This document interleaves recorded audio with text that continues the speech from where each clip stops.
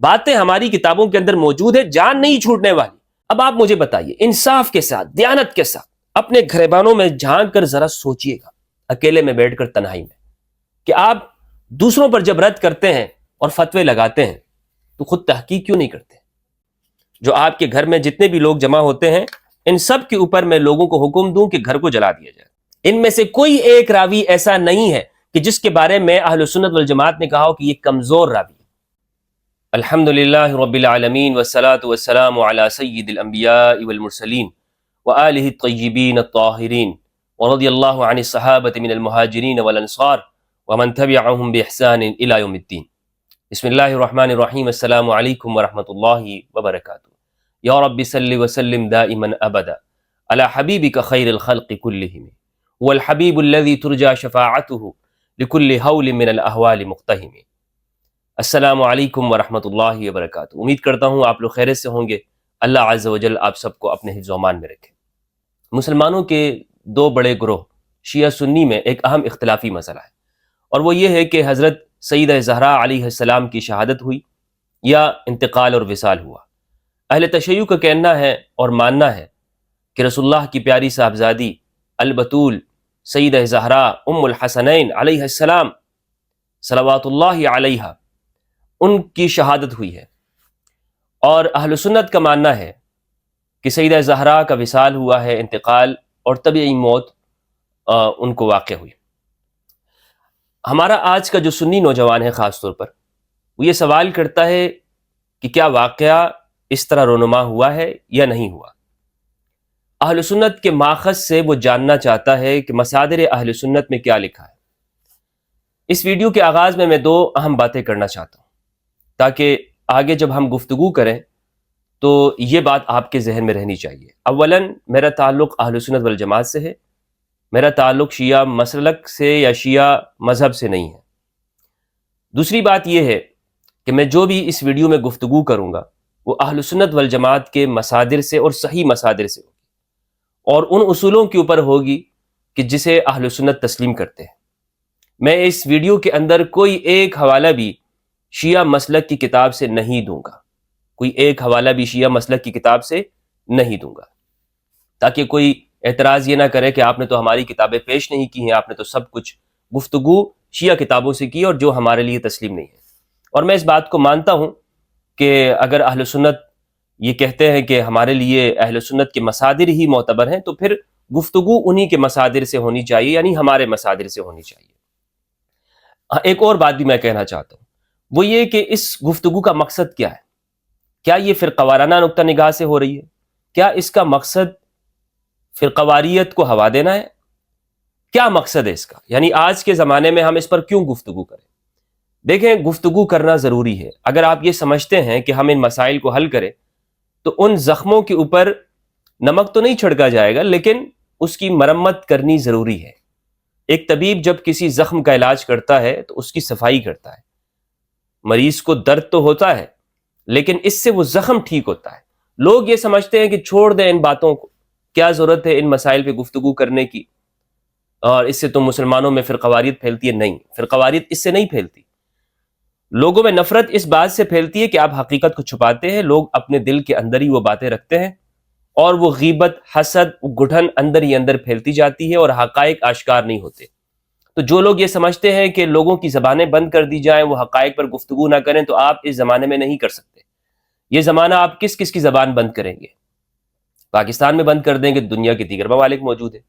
جب ہم یہ کہتے ہیں کہ انٹرنیٹ کا دور ہے، گلوبل ویلیج ہے، تو پھر ان چیزوں کو بیان کرنا ہوگا، لیکن صحیح مصادر سے، تاکہ لوگوں تک حقائق پہنچ سکیں۔ تو یہ بات میری مقدمے کے اندر آپ کے سامنے رہنی چاہیے۔ یعنی میرا مقصد اس سے یہ ہے کہ ہم درست طور پر مسائل کو سمجھ سکیں۔ اور اسی طرح اگر کوئی شیعہ یہ مانتا ہے کہ سیدہ زہرا کی شہادت ہوئی ہے تو ان کے لیے ان کی کتابیں معتبر ہیں، ہم اتنی ہی بات کر سکتے ہیں کہ جتنی ہماری کتابوں میں لکھی ہوئی ہے، اس سے زیادہ ہم نہیں کر سکتے۔ ہمارے لیے دلیل کیا چیز ہے؟ دلیل ہمارے لیے اہل سنت والجماعت کے اکابرین کی وہ محنت ہے جو انہوں نے حدیث کی شکل میں، فقہ کی شکل میں لوگوں تک پیش کی ہے، اور بعد میں امت کے علماء نے کہا ہے کہ یہ صحیح ترین مصادر ہے۔ میری یہ گفتگو طویل ہو سکتی ہے لیکن یہ بہت ضروری ہے، اس لیے میں پیشگی ہی آپ سے معذرت چاہوں گا کہ یہ شاید بہت طویل ہو جائے، لیکن اس میں ایک ایک چیز کو میں یہ ضروری سمجھتا ہوں کہ یہ آپ تک پہنچنی چاہیے اور دلائل کے ساتھ گفتگو ہونی چاہیے۔ اس کو ہم قسط وار بھی کر سکتے ہیں، اگر میں اس مجلس کے اندر اس کو مکمل نہ کر سکا تو انشاءاللہ عز و جل نیکسٹ جو ہمارا سیشن ہوگا اس کے اندر میں اپنی گفتگو کو مکمل کرنے کی کوشش کروں گا۔ یہ واقعہ کیا ہے؟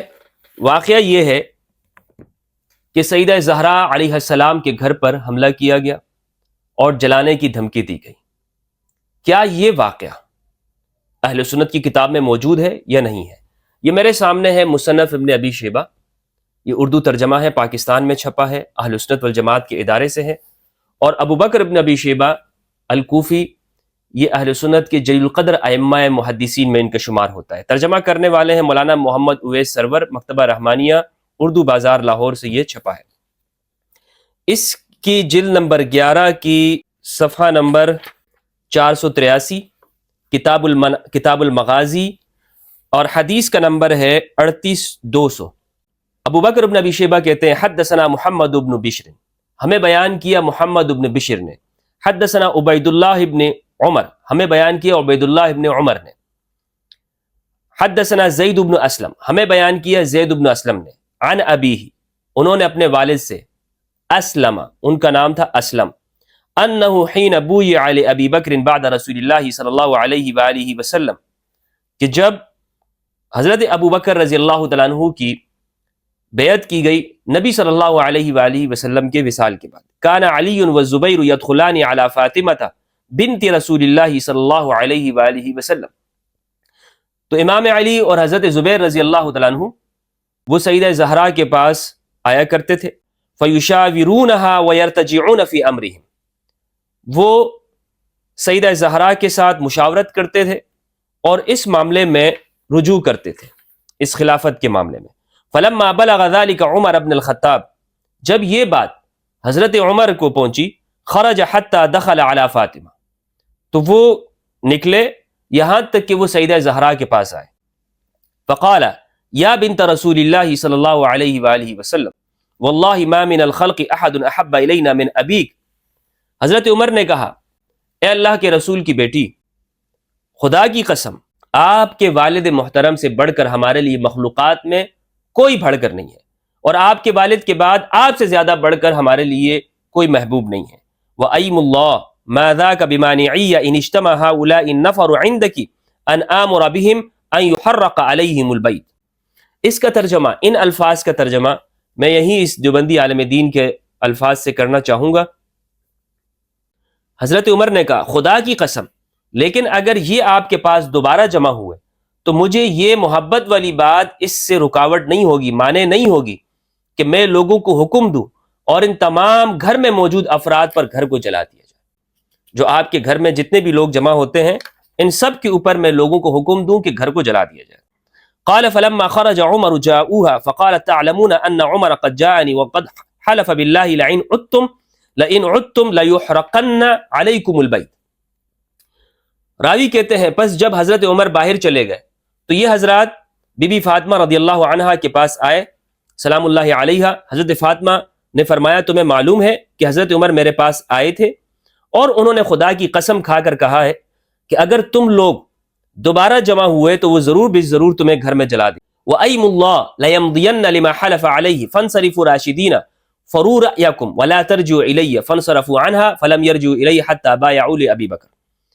آگے یہ کہتے ہیں کہ سیدہ زہرا نے کہا کہ خدا کی قسم، خدا کی قسم حضرت عمر نے جو کہا ہے وہ اس کو ضرور پورا کریں گے، بس تم لوگ اچھی حالت میں ہی واپس چلے جاؤ اور اپنی رائے کو دیکھ لو، میری طرف واپس نہ آنا۔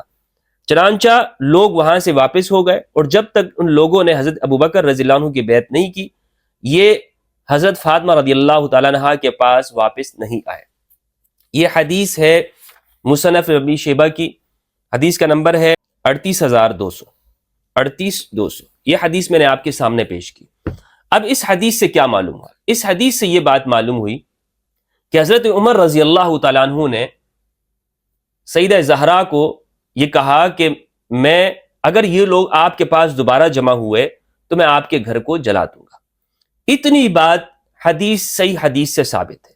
اگر کوئی شخص یہ کہتا ہے کہ نہیں یہ حدیث موضوع ہے، غلط ہے، اس کے اوپر ہم گفتگو کریں گے، اور وہ اس کو ماننے کو تیار نہیں ہے، تو اس کا مطلب ہے کہ وہ اپنی کتابوں سے ہاتھ اٹھا رہا ہے.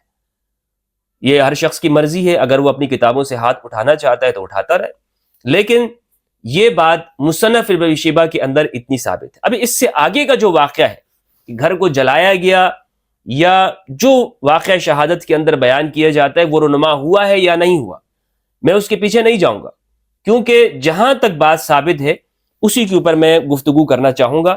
اور آج اس پہلے سیشن کے اندر یہ میرے سامنے ہے الفاروق شبلی نعمانی رحمہ اللہ کی ہے، سوانح عمری حضرت عمر فاروق رضی اللہ عنہ. اس کے صفحہ نمبر 65 پر لکھا ہے شبلی نعمانی نے اس حدیث کے بارے میں. اس حدیث کے بارے میں وہ لکھتے ہیں، ابن ابی شیبہ نے مصنف میں اور علامہ طبری نے تاریخ کبیر میں یہ روایت نقل کی ہے کہ حضرت عمر نے حضرت فاطمہ کے گھر کے دروازے پر کھڑے ہو کر کہا، اے اللہ کے رسول کی بیٹی، خدا کی قسم آپ ہم کو سب سے زیادہ محبوب ہے، تاہم اگر آپ کے ہاں لوگ اسی طرح مجمع کرتے رہے تو میں ان لوگوں کی وجہ سے گھر میں آگ لگا دوں گا. اس روایت کے یہ جو الفاظ ہیں اس واقعے کے بارے میں آگے شبلی نعمانی لکھتے ہیں، اگرچہ سند کے اعتبار سے اس روایت پر ہم اپنا اعتبار ظاہر نہیں کر سکتے. شبلی نعمانی کہتے ہیں کہ میں اس پر اپنا اعتبار ظاہر نہیں کر سکتا. کیونکہ اس روایت کے راویوں کا حال ہم کو معلوم نہیں ہو سکا. یعنی شبلی نعمانی نے اس پر تحقیق نہیں کی. شبلی نعمانی نے یہ نہیں کہا کہ یہ حدیث صحیح نہیں ہے، وہ یہ کہتے ہیں کہ مجھے نہیں معلوم ہوا، تو ان کو نہیں معلوم ہوا ہوگا، انہوں نے ان کے راویوں کی تحقیق نہیں کی ہوگی. ہم اس ویڈیو کے اندر راویوں کی تحقیق کریں گے اور معلوم کریں گے کہ آیا یہ راوی درست ہیں یا یہ راوی جھوٹے ہیں، شیعہ، رافضی، دجال قسم کے راوی ہیں، یا یہ معتبر درجے کے راوی ہیں. شبلی کہتے ہیں تاہم روایت کے اعتبار سے اس واقعے کے انکار کی کوئی وجہ نہیں، یعنی انکار کی کوئی وجہ نظر نہیں آتی ہے کہ ہم اس روایت کا انکار کریں. حضرت عمر کی تندی اور تیز مزاجی سے یہ حرکت کچھ بعید نہیں. حقیقت یہ ہے کہ اس نازک وقت میں حضرت عمر نے نہایت تیزی اور سرگرمی کے ساتھ جو کارروائیاں کی ان میں گو بعض بے اعتدالیاں پائی جاتی ہوں، لیکن یاد رکھنا چاہیے کہ انہی بے اعتدالیوں نے اٹھتے ہوئے فتنوں کو دبا دیا. بنو ہاشم کی سازشیں اگر قائم رہتی، غور کیجئے، شبلی نعمانی اس واقعے کو تسلیم کر رہے ہیں، اور ایسا نہیں ہے کہ کوئی رافضی آدمی ہے، یہ ایک درجے کی ایک ناسبیت ہی ہے کہ آپ بنو ہاشم، جس کے اندر امام علی علیہ السلام ہے، حضرت زبیر رضی اللہ عنہ ہے، اور سیدہ زہرا کا گھر ہے، یہ کہہ رہے ہیں کہ بنو ہاشم کی سازشیں اگر قائم رہتی تو اسی وقت جماعت اسلامی کا شیرازہ بکھر جاتا، یعنی مسلمانوں کی سوسائٹی تباہ ہو جاتی. بہرحال یہ بات یہاں سے ثابت ہو گئی کہ شبلی نعمانی بھی اس روایت کو جھٹلا نہیں رہے، بلکہ وہ کہتے ہیں مجھے راویوں کے حالات معلوم نہیں ہیں، لیکن حضرت عمر سے یہ بعید نہیں ہے. اب اس روایت کے راوی کون کون سے ہیں یہ راوی میں آپ کو بتاتا ہوں، آپ یہ راوی نوٹ کر لیجئے گا، اور پھر ہم ان راویوں کے حالات ڈھونڈنے کی کوشش کریں گے کہ یہ راوی کس درجے کے ہیں. نمبر 1 ہے محمد ابن بشر، نمبر 2 ہے عبید اللہ ابن عمر، نمبر 3 ہے زید ابن اسلم، نمبر 4 ہے اسلم مولا عمر. یہ 4 راوی ہیں. یہ کس درجے کے ہیں؟ اچھا، خود راوی جو ہے ابو بکر ابن ابی شیبہ بھی ہے مصنف، تو 5 ہو گئے. ابو بکر ابن ابی شیبہ جنہوں نے اپنی کتاب کے اندر اس کو ذکر کیا، نمبر 2 محمد ابن بشر، نمبر 3 عبید اللہ ابن عمر، نمبر 4 زید ابن اسلم، نمبر 5 اسلم مولا عمر، حضرت عمر کے غلام تھے یہ. اب یہ 5 افراد ہیں، ان 5 کے ہم تحقیق کرنا چاہتے ہیں کہ یہ کس درجے کے اشخاص ہیں. سب سے پہلے تو مصنف ابن ابی شیبہ جنہوں نے کتاب لکھی ابو بکر ابن ابی شیبہ الکوفی، ان کے بارے میں سیر اعلام النبلاء ذہبی رحمہ اللہ کی، ان سے میں آپ کے سامنے احوال پیش کرنا چاہتا ہوں. انہوں نے ابو بکر ابن ابی شیبہ کے بارے میں کیا لکھا ہے. جلد نمبر 9 ہے اور المکتبۃ الوحیدیہ پشاور پاکستان کا یہ چھاپا ہے، صفحہ نمبر 75. کہتے ہیں ابن ابی شیبہ، اچھا، خا میم دال سین قاف، اس کا مطلب یہ ہے کہ بخاری، مسلم، ابو داؤد، نسائی اس کے یہ راوی ہیں. کہتے ہیں عبداللہ ابن محمد ابن القادی ابی شیبہ ابراہیم ابن عثمان ابن خواستی الامام، یہ امام ہے، العلم پہاڑ ہیں علم کے، علم کے یہ علم ہے، سید الحفاظ، یہ حفاظ کے محدثین کے سردار ہیں، وصاحب الکتب الکبار، اور بڑی کتابوں کے صاحب ہیں، المسند والمصنف والتفسیر، ابو بکر العبسی مولاہم الکوفی، سمع منہ ومن ابی الاحوص۔ اچھا، ان سے کس کس نے روایت کیا ہے؟ ان کے شاگرد کون کون سے ہیں؟ ان کے شاگرد الشیخان یعنی بخاری مسلم، بخاری مسلم ان کے شاگرد ہیں، وہ ابو داود وابن ماجہ وروى النسائی عن اصحابہ ولا شیء له فی جامع ابی عیسیٰ۔ ان کے شاگرد یعنی جو سائے ستہ کے جو دو بلکہ چار جو چوٹی کے علماء ہیں، بخاری مسلم ابن ماجہ نسائی، انہوں نے ان سے روایت کی ہے اور بخاری مسلم ان کے شاگرد ہیں۔ صفحہ نمبر 76 پر کہتے ہیں وقال احمد بن حنبل، احمد بن حنبل رحمہ اللہ نے کہا ابو بکر صدوق، ابو بکر سچے ہیں، وہ احب الی من اخی عثمان، یہ مجھے ان کے بھائی عثمان سے زیادہ پسندیدہ ہے، عثمان بن ابی شیبہ۔ وقال احمد بن عبداللہ العجلی، احمد بن عبداللہ العجلی نے کہا کان ابو بکر ثقہ، ابو بکر ثقہ تھے، حافظا للحدیث، یہ حدیث کو حفظ کرنے والے تھے۔ وقال الخطیب کان ابو بکر متقنا حافظا صنف المسند والاحکام والتفسیر وحدث ببغداد هو واخواه القاسم وعثمان۔ خطیب البغدادی جو کہ نہایت سخت ہیں، انہوں نے بھی ان کی اتقان اور حفظ کے اوپر گواہی دی اور کہا ہے کہ یہ ایک حافظ ہیں اور ثقہ ہے۔ تو یہ ہے مصنف ابن ابی شیبہ کے بارے میں کہ اہل سنت ان کو تسلیم کرتے ہیں، کوئی ایسا شخص نہیں ہے کہ جن پر کبھی یہ الزام لگاؤ کہ یہ اہل سنت سے نکلے ہوئے ہیں یا رافضی وغیرہ ہیں۔ تو یہ معتبر شخص ہے، انہوں نے اپنی کتاب میں اس کو ذکر کیا اور بخاری مسلم سے پہلے کے ہیں، بخاری مسلم کے اساتذہ میں شمار ہوتے ہیں۔ اچھا، اب جو دوسرے راوی ہیں محمد ابن بشر، ان کے حالات زندگی آپ کے سامنے پیش کرتا ہوں۔ تہذیب التہذیب کے اندر ابن حجر اسقلانی رحمہ اللہ نے ذکر کیا ہے، الجزء الثالث جلد نمبر 3 صفحہ 520، کہتے ہیں محمد ابن بشر ابن الفرافسہ ابن المختار الحافظ العبدی ابو عبداللہ الکوفی، ان کا نام لکھا ہے۔ آگے یہ کہتے ہیں کہ یہ روایت کرتے ہیں اسماعیل بن ابی خالد سے، ہشام ابن عروہ سے، وغیرہ وغیرہ۔ وہ عبید اللہ ابن عمر العمری، عبید اللہ ابن عمر سے روایت کرتے العمری یعنی حضرت عمر رضی اللہ تعالیٰ عنہ کی جانب منسوب ہے۔ اچھا، آگے یہ کہتے ہیں وقال عثمان الدارمی، عثمان الدارمی نے کہا ان ابن معین، ابن معین کہتے ہیں کہ یہ ثقہ ہے، ابن معین کہتے ہیں کہ یہ ثقہ ہے۔ صفحہ نمبر 521 پہ کہا وقال الآجری ان ابی داود هو احفظ من کان بالکوفہ، یہ کوفہ میں سب سے بڑے حافظ تھے۔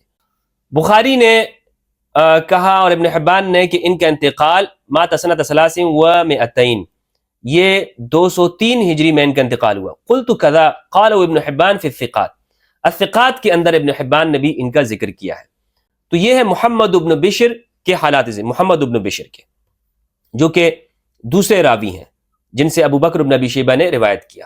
اسی طرح التعدیل والتجریح کے اندر ابو الولید سلیمان بن خلف الباجی نے صفحہ نمبر 673 پر نقل کیا ہے، وہ کہتے ہیں محمد ابن بشر ابن الفرافسہ ابو عبداللہ العبدی الکوفی، ان کا نام ہے، اخرج البخاری فی الفتن، بخاری نے فتن میں ان سے روایت نقل کی، ومناقب عمر، حضرت عمر کے مناقب میں، وغیر موضع عن علی بن المدینی وابن راہوے وابن النمیر وغیرہم عنہ عن اسماعیل ابن ابی خالد ومسعر وغیرہما، دیگر نے بھی ان سے روایت نقل کی ہے۔ مات سنۃ 300، یہ 203 میں ان کا انتقال ہوا۔ قال النسائی ہوا ثقہ، نسائی نے کہا یہ ثقہ ہے۔ وقال ابن الجنید، ابن الجنید نے کہا سمعت ابن معین سئل عنہ فقال لم يكن به باس، ابن معین نے کہا کہ ان میں کوئی حرج نہیں ہے، یعنی یہ ثقہ ہے۔ التعدیل والتجریح سے دوسرے راوی جو ہیں عبید اللہ ابن عمر، ان کے حالات زندگی سیر اعلام النبلاء سے میں آپ کے سامنے پیش کرتا ہوں۔ عبید اللہ ابن عمر کون ہے؟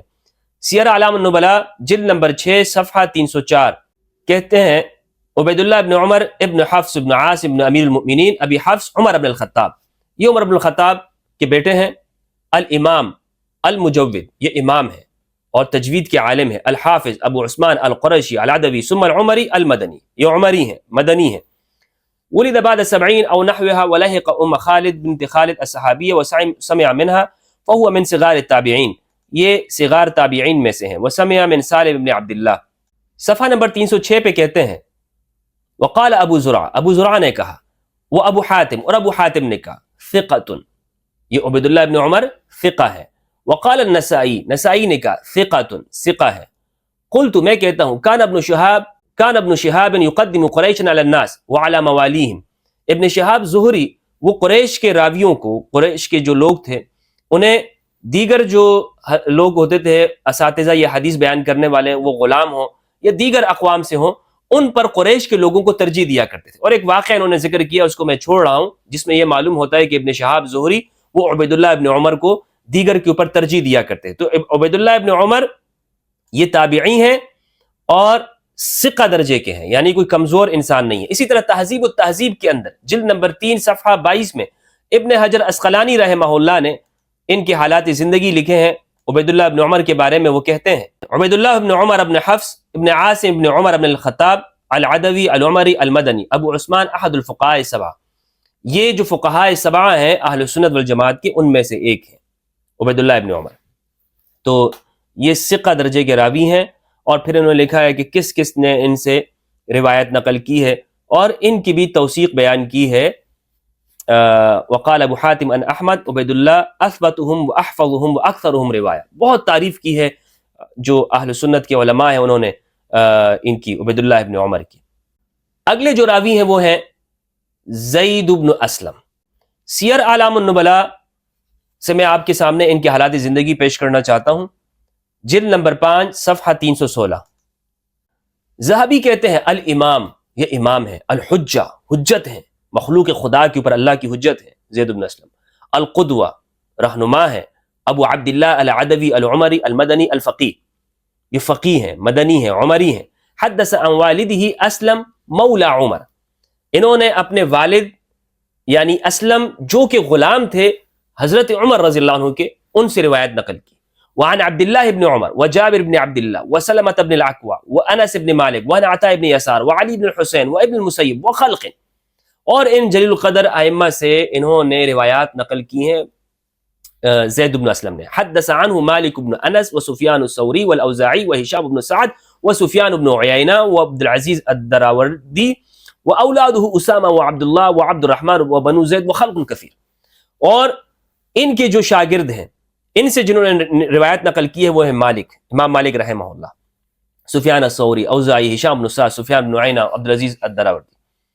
اور ان کا ایک حلقہ تھا مسجد رسول اللہ میں، یعنی مسجد نبوی کے اندر یہ احادیث بیان کیا کرتے تھے، اور ان کی بھی توثیق بیان کی ہے، ان کی بھی توثیق بیان کی ہے۔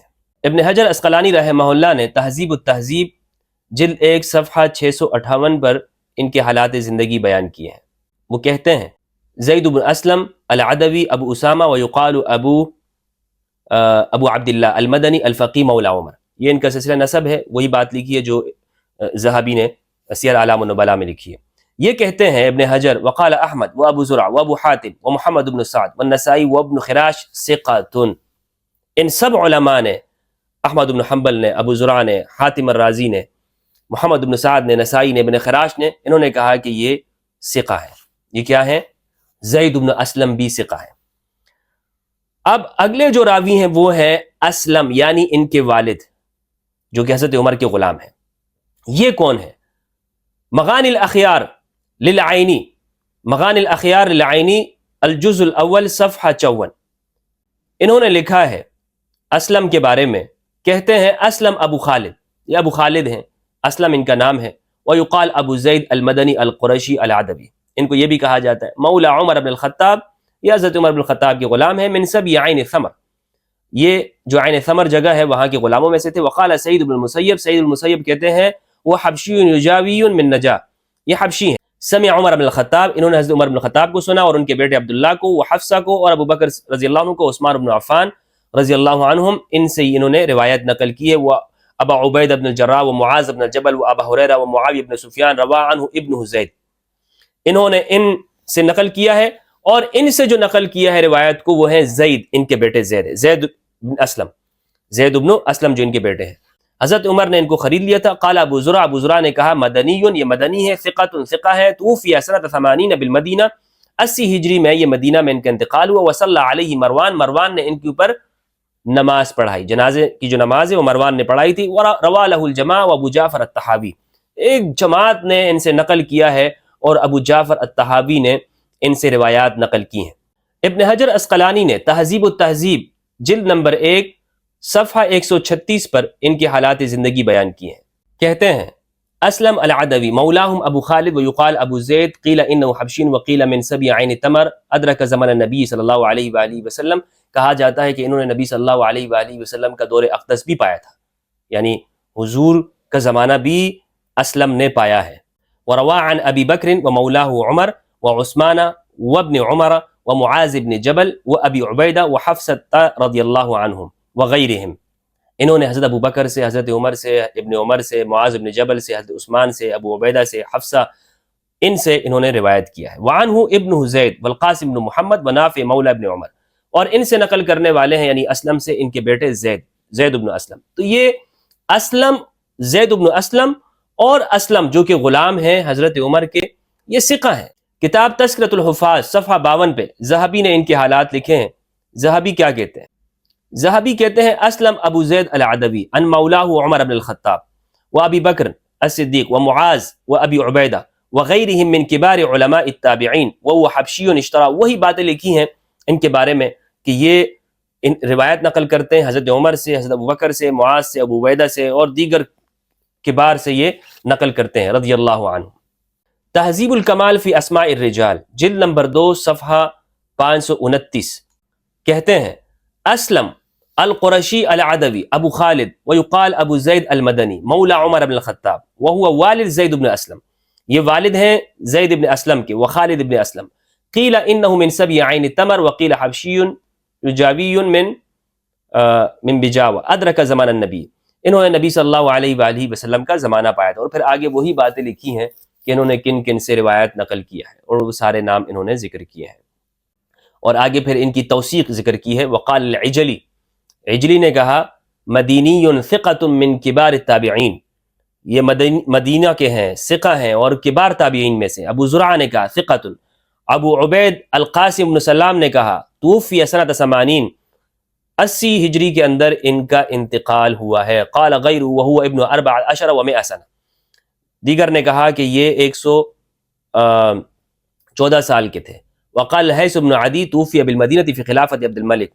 حیث بن عدی نے کہا کہ یہ عبد الملک بن مروان کی خلافت میں ان کا انتقال ہوا. وقال بخاری صلی اللہ علیہ مروان، بخاری نے کہا کہ ان پر نماز جنازہ مروان نے پڑھائی ہے. روا لہ الجماعہ، ایک بڑی جماعت نے، خلق کثیر نے ان سے روایات نقل کی ہیں، ان سے روایات نقل کی ہیں. تو یہ اہل سنت والجماعت کے ہاں یہ جو سند کے راوی ہیں یہ سارے کے سارے ثقہ ہیں. ان میں سے کوئی ایک راوی ایسا نہیں ہے کہ جس کے بارے میں اہل سنت والجماعت نے کہا ہو کہ یہ کمزور راوی ہے. سب نے توثیق کی. یہی نتیجہ معلوم ہوا. یعنی یہ جو سند جس میں یہ واقعہ مذکور ہے اس کے آپ راوی دیکھ لیں. محمد بن بشر، ابو بکر بن ابی شیبہ، محمد بن بشر، عبید اللہ بن عمر، زید بن اسلم اور اسلم مولا عمر، ان سب کے بارے میں اہل سنت کہتے ہیں کہ یہ ثقہ ہے. چوٹی کے علماء کہہ رہے ہیں. تو اب کوئی شخص آ کے آپ کو کہے گا کہ نہیں یہ واقعہ جو ہے اس کی سند کمزور ہے، اس میں فلاں راوی ہے، تو آپ کو معلوم ہونا چاہیے کہ کتابوں کے اندر جو جرح و تعدیل کی کتابیں ہیں اسماء الرجال کی، سب میں ان کی توثیق ذکر ہوئی ہے، یہ جو راوی ہیں. تو یہ واقعہ اس سے معلوم یہ ہوتا ہے کہ ہماری کتابوں کی روح سے کہ یہ واقعہ ہوا ہے. یعنی سیدہ زہرا کو گھر پہ جلانے کی، سیدہ زہرا کے گھر کو جلانے کی دھمکی دی گئی. یہ بالکل اہل سنت کی کتاب میں روایت میں نے آپ کے سامنے پیش کر دی اور خود حضرت عمر سے روایت ہے. اب اگر کوئی شخص کہتا ہے نہیں یہ واقعہ ہوا نہیں ہے تو اسے پھر اپنی کتابوں سے ہاتھ اٹھانا چاہیے، اسے اپنی کتابوں سے ہاتھ اٹھانا چاہیے. اب یہی جو سند ہے جو مصنف ابی شیبہ کے اندر ہے، یہ راوی میں آپ کو دکھاتا ہوں کہ یہ راوی بخاری مسلم کے اندر موجود ہے. لوگ کہہ سکتے ہیں نا کہ یہ راوی اس طرح سے وغیرہ، اور جب بخاری مسلم کی بات آ جائے تو کوئی شخص بھی انکار نہیں کر سکتا. کوئی یہ نہیں کہہ سکتا کہ جناب نہیں یہ تو کمزور درجے کے راوی ہیں، یہ ہو ہی نہیں سکتا. اس لیے کہ بخاری مسلم کے راویوں کے بارے میں ہمارے لوگوں کا کہنا ہے، ماننا ہے کہ اس میں کوئی کمزور راوی موجود نہیں ہے، کوئی کمزور راوی موجود نہیں ہے. صحیح مسلم کی حدیث نمبر ہے 7335، کتاب الفتن ہے. کہتے ہیں حدثنا ابو بکر ابن ابی شیبہ، بالکل وہی الفاظ ہیں، ابن ابی شیبہ جو یہ صاحب المصنف ہیں، ان سے روایت نقل کر رہے ہیں. کون؟ مسلم بن الحجاج القشیری رحمہ اللہ. تو ابو بکر ابن ابی شیبہ کا جو درجہ ہے وہ آپ کو معلوم ہو گیا. کس کے راوی ہیں یہ؟ بخاری مسلم کے. حدثنا محمد بن بشر، یہ بھی یہاں پر آ گئے صحیح مسلم کے اندر. حدثنا عبید اللہ بن عمر، یہ عبید اللہ ابن عمر یہ بھی یہاں پر آ گئے. عن نافع عن ابن عمر، سند کے اندر دیکھیں یہ راوی یہاں پر موجود ہے.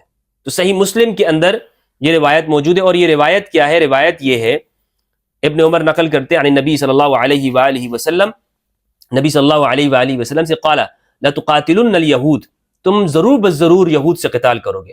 فلتقتلنهم حتى يقول الحجر یا مسلم هذا یہودی فتعال فاقتله. یہ مشہور روایت ہمارے ہاں بیان کی جاتی ہے یہودیوں کی مذمت میں.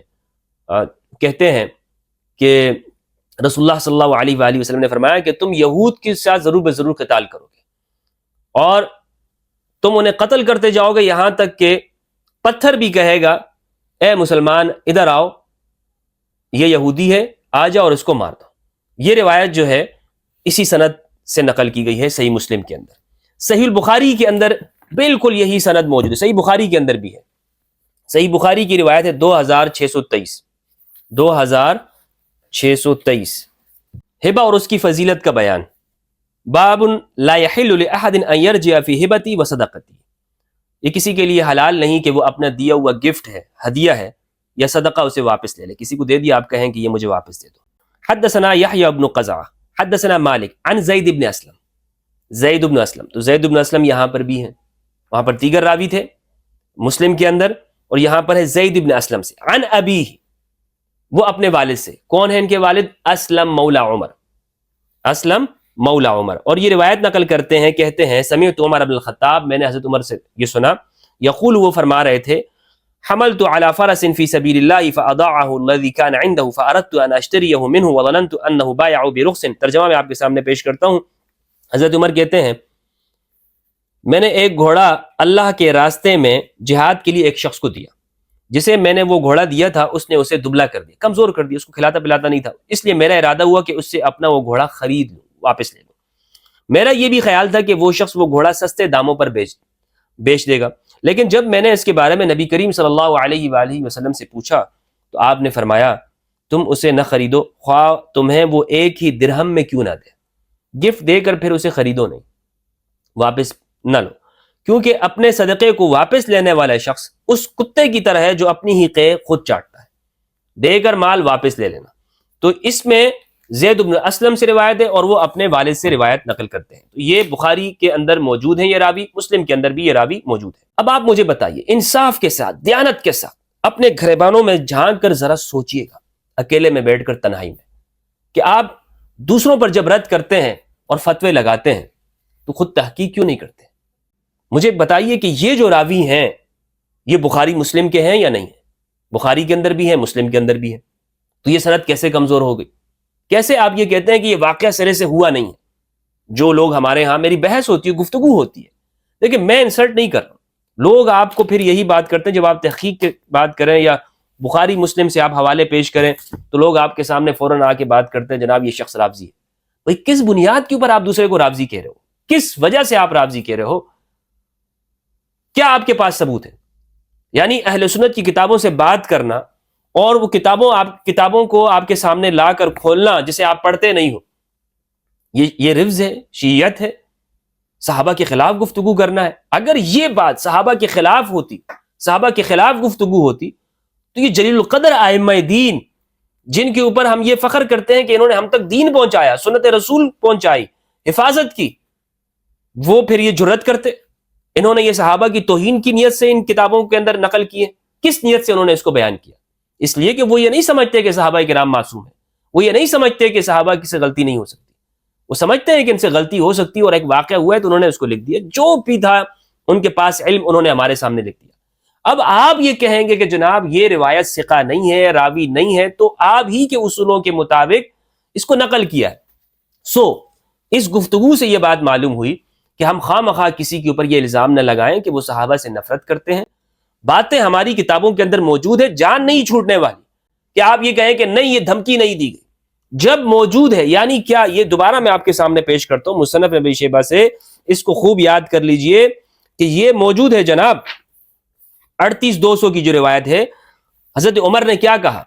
سیدہ زہرا علیہ السلام سے کہا یا بنت رسول اللہ صلی اللہ علیہ وآلہ وسلم واللہ ما من الخلق احد احب الینا من ابیک وما من احد احب الینا بعد ابیک منک، آپ سے بڑھ کر ہمیں کوئی محبوب نہیں ہے اور آپ کے والد سے بڑھ کر مخلوق میں ہمیں کوئی محبوب نہیں ہے۔ وَأَيْمُ اللَّهِ مَا ذَاكَ بِمَانِعِيَّ إِنِ اجْتَمَعَ هَؤُلَاءِ النَّفَرُ عِنْدَكِ أَنْ آمُرَ بِهِمْ أَنْ يُحَرَّقَ عَلَيْهِمُ الْبَيْتِ، کہ اگر یہ لوگ دوبارہ سے پھر آپ کے ہاں جمع ہوئے تو میں ان کے اوپر البیت کو یحرق جلا دوں گا، میں کیا کر دوں گا؟ گھر کو جلا دوں گا۔ یہ الفاظ موجود ہیں۔ اچھا، اب اس سے آگے کے جو واقعات ہیں وہ موجود ہیں، وہ ہوئے ہیں یا نہیں ہوئے، وہ ہماری کتابوں میں ذکر ہے یا نہیں ذکر ہے، وہ الگ بحث ہے، لیکن اتنی بات ضرور ہے کہ یہ واقعہ اتنا پیش آیا ہے، آج کی اس گفتگو میں ہمیں معلوم ہوا، اتنا پیش آیا ہے کہ جس سے یعنی یہ کہا گیا کہ گھر کو جلا دوں گا، دروازہ جلا دوں گا، جلایا ہے یا نہیں ہے ایک الگ کیس ہے، ایک الگ بات ہے۔ اتنی بات تو ثابت ہو گئی۔ کتنی بات؟ جناب یہ بات کہی گئی۔ بخاری کی روایت ہے 5012 باب فضل سورۃ الفتح، سورۃ الفتح کی فضیلت کے بیان میں کہتے ہیں حدثنا اسماعیل قال حدثني مالک، ہمیں بیان کیا اسماعیل نے، ہمیں بیان کیا مالک نے، عن زید بن اسلم، انہوں نے زید بن اسلم سے، عن ابیہ، انہوں نے اپنے والد سے، ان رسول اللہ صلی اللہ علیہ وآلہ وسلم کان یسیر فی بعض اسفارہ وعمر بن الخطاب یسیر معہ لیلا۔ اب یہاں پر آپ دیکھیں اس سند کے اندر اسلم ڈائریکٹ رسول اللہ صلی اللہ علیہ وآلہ وسلم سے روایت کر رہے ہیں، یعنی یہ بخاری کی یہ روایت مرسل ہے۔ کیا ہے؟ مرسل ہے، لوگ یہی کہیں گے، لیکن یہ مرسل نہیں ہے۔ ابن حجر عسقلانی رحمہ اللہ نے ہدی الساری لمقدمۃ فتح الباری، اس کے اندر اسی روایت کو ڈسکس کیا ہے، کیونکہ اس روایت کو لے کر بخاری کے اوپر یہ اعتراض کیا جاتا ہے کہ اس میں منقطع یعنی ضعیف درجے کی روایتیں بھی ہیں، کیونکہ اسلم وہ ڈائریکٹ رسول اللہ سے روایت کر رہے ہیں، حالانکہ یہ یعنی صحابی نہیں ہے۔ اس اشکال کا جو کہ دارقطنی نے صحیح بخاری کے اوپر کیا، اس کا جواب دیتے ہوئے ابن حجر عسقلانی رحمہ اللہ نے کہا، یہ میرے سامنے ہے ہدی الساری صفحہ نمبر 325، انوار القرآن کتب خانہ محلہ جنگی پشاور، الحدیث الرابع والسبعون، 74 نمبر کی حدیث۔